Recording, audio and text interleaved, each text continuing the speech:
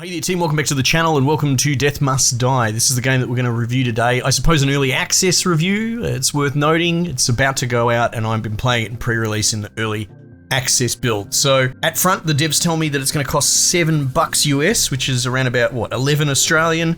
We'll call that 2.5 hours. For those that have missed it, the only real objective thing that I ask of games is if I'm going to give you $5, then you're going to give me an hour of good, solid, clean fun. So that's the hurdle that it has to jump past.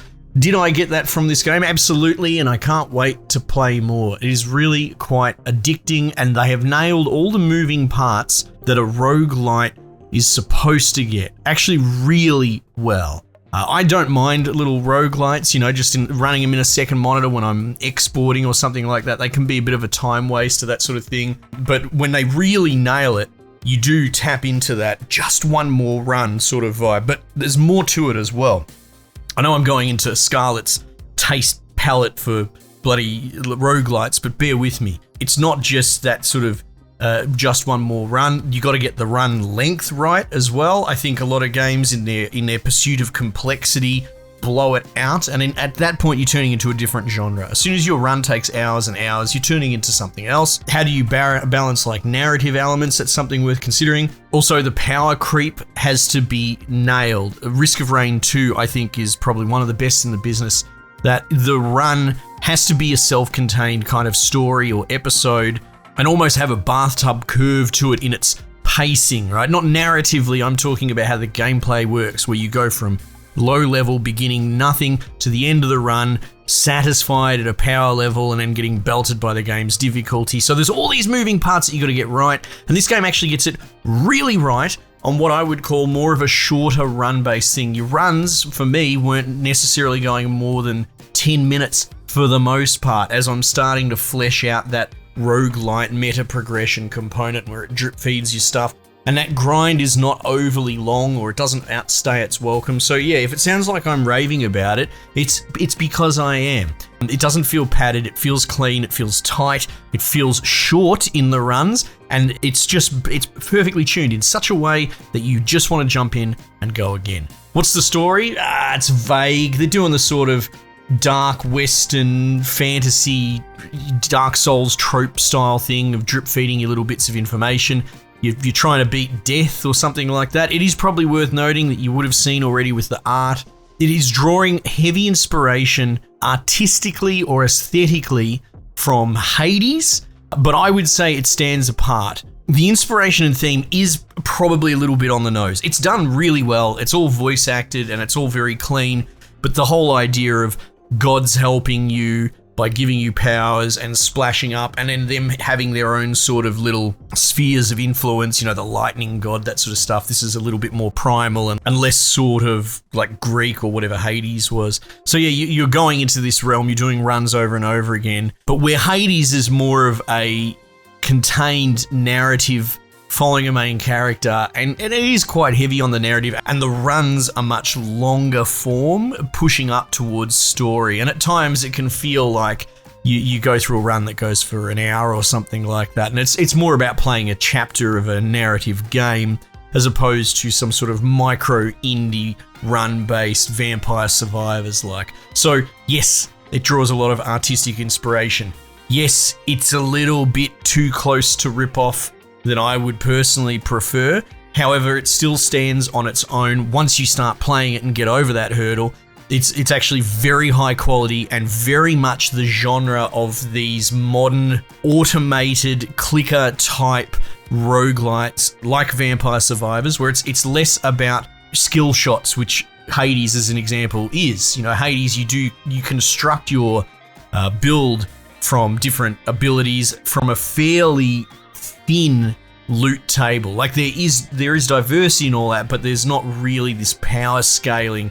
It's quite finely tuned, balanced, and I'm not necessarily trying to be critical of Hades, but its direction is less to go balls to the wall, bombastic, giving you wild abilities, and more about considered, balanced choices. It sort of stays in this safer lane. This goes ballistic, just like bloody Risk of Rain 2. You have things flying out of you all over the place. However, what it's doing is something I'd like to see, and I haven't seen a lot of it recently, and it would be cool to see if the action roguelike idler types. I don't know what else to call them, but I think people understand what I'm saying, where it's more, in a way, about cerebrally trying to make a build and get synergy, and then the thing kind of runs itself, as opposed to overtly trying to land headshots, for example. What this is doing is it leans into having dodge charges and zipping around. So it's not Vampire Survivors like, in that you don't really just sit still and slowly walk away from dudes. You very actively dodge around, and all the bosses have pretty aggressive telegraphs that show up on the ground, you know, columns and circles that you have to dodge around, and it's tricky in the best way possible. It's one of those things that in the pitch meeting I probably would be apprehensive of. You know, why would you want to make it so you have to dodge all these things? But in actual execution, it's a huge value add, and it's probably the strongest part of this entire game. Using these dodges to dodge boss telegraphs, it's very, very engaging. It keeps you just engaged enough with this particular type of genre. You can tell when I talk about this, I know these things are usually just little $5 games or whatever, and people can poo-poo them. And to be honest, on the back of the gold rush that was Vampire Survivors, yeah, there's a lot of get-rich-quick bloody shovelware crap trying to capitalize on it. But in amongst it, I see a new, fresh genre, a new take, a twist on some old classics, but it's kind of very punchy and dopamine heavy, and it's just great to see the little innovations happening in that space. And this game has done more than enough to distinguish itself from its peers. The advantage of it leaning more into the roguelike formula than Hades, for example, is, you know, you've got multiple characters and the game's drip feeding them as I go along. I'm not really sure what's triggering unlocking them, but they're all, you know, different-ish enough. For the most part, their ability trees are all exactly the same. So they've got different weapons and different little weapon animations, but the actual sort of spheres, whether you're doing a build with time, or there's a Crom build, there's like a warrior sort of thing, there's Mort, the daughter of death, even though you're fighting death, and, you know, it hints at sort of backstory with little snippets of story, but the idea that each of these characters are kind of super different and distinguished isn't really there. One of them kind of shoots fireballs that lock on, which is cool, but the rest so far, you know, I've got like an assassin, a warrior, and a barbarian berserker type dude, but they're all very much melee as well. So there's not a huge lot different about them apart from their art. They interact with each other. You can have little conversations between missions, and they've all got their own little attitudes, and it's got a little bit of a Children of Mortar thing, albeit much lighter. It is doing like an ARPG Diablo-esque inventory system, which we've kind of seen in Halls of Torment. That was more about slotting specific items before a run, and the loot table was very strict. It was very much fixed set items that once you've unlocked them, you can equip to your character. This is much more of an actual looter, which is interesting to see.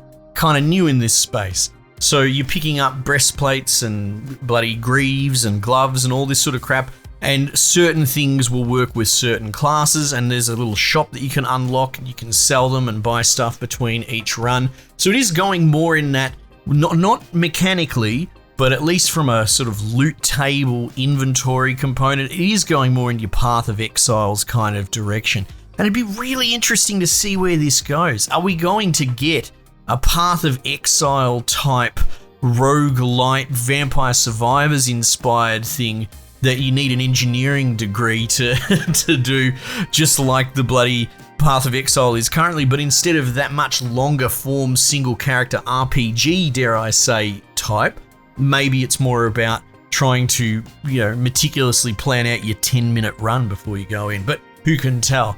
But it's cool that, you know, a boy can dream about these things because of what I've seen going on in this game. It's not going to break the bank, it's not super expensive, but you're absolutely going to get your money out of it. And I'm really, really impressed with this. A lot of fun, not afraid to give you some really wild, overpowered stuff. The AI pushes back just as hard, and it keeps it really engaging in that you're power creeping, but the AI is keeping pace. And yeah, I'm happy to say that in a way, the loop, the feel, the mouthfeel of it does remind me of what I love most about Risk of Rain 2. I would count that as high praise in this particular space, in this particular genre. Anyway, team, that's it from me. Might just leave it there for the time being. I'll catch you guys on the next one.